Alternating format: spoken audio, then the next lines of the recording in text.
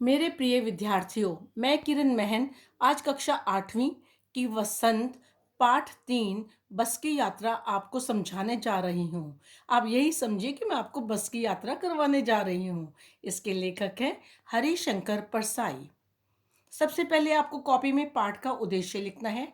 इस पाठ के लेखक ने व्यापारी वर्ग की लोलुप अर्थात लालसा और लालच प्रवृत्ति पर करारा व्यंग्य करने का प्रयास किया है। लेखक द्वारा मित्रों के साथ की गई बस यात्रा का इसमें वर्णन किया गया है।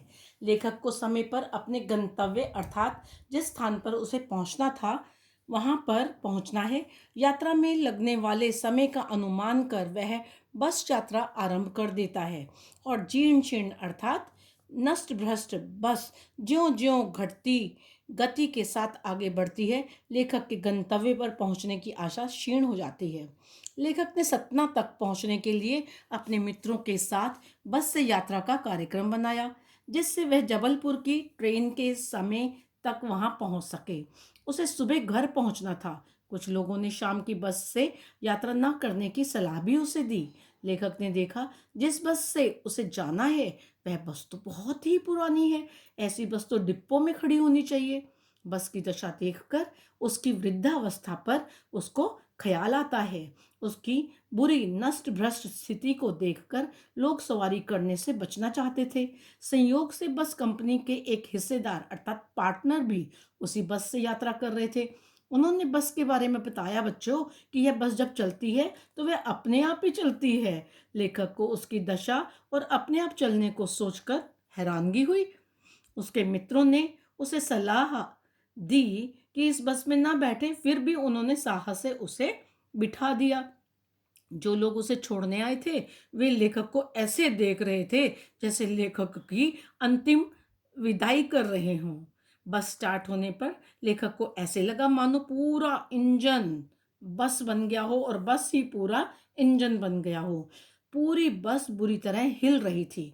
उसे खिड़कियों में बचे खुचे कांच के ज्यादा खतरनाक नज़ारे नज़र आ रहे थे, अर्थात बस इतनी बुरी तरह से खराब थी कि शीशे भी धीरे धीरे नहीं, इतनी तेज तेज हिल रहे थे जैसे वो ही टूटकर उन पर गिर जाएं।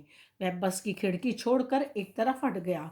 उसे लगा जरूर यह बस आज कहीं सभी यात्रियों को धकेल देगी। शायद उस समय यह अच्छी हालत में होती तो ऐसी उनकी कंडीशन ना होती। उसकी सीट कभी बस को छोड़ रही थी तो कभी सीट बस सीट को 8-10 मील जाने पर स्थिति ऐसी ही थी।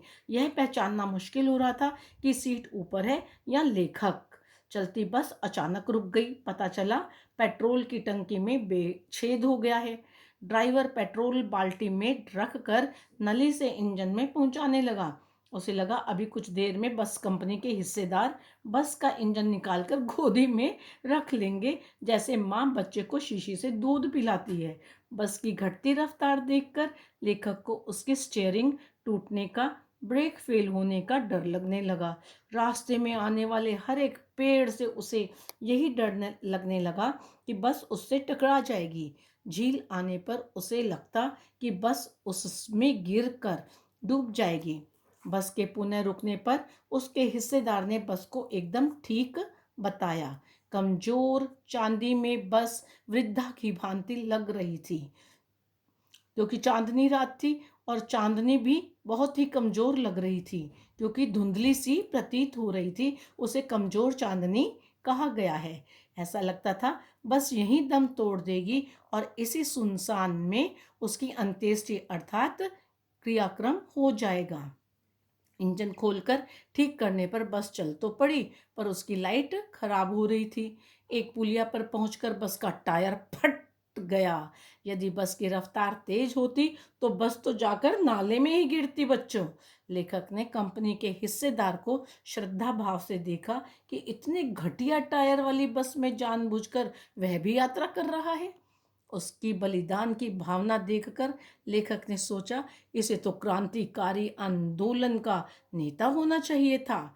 घिसा टायर लगाकर पुनः बस को चलाया गया, पर लेखक ने बस की ऐसी दशा देखकर समय पर गंतव्य पर पहुंचने की उम्मीद पूरी तरह ही छोड़ दी थी बच्चों। ये कहानी कैसी लगी आपको, बस की यात्रा?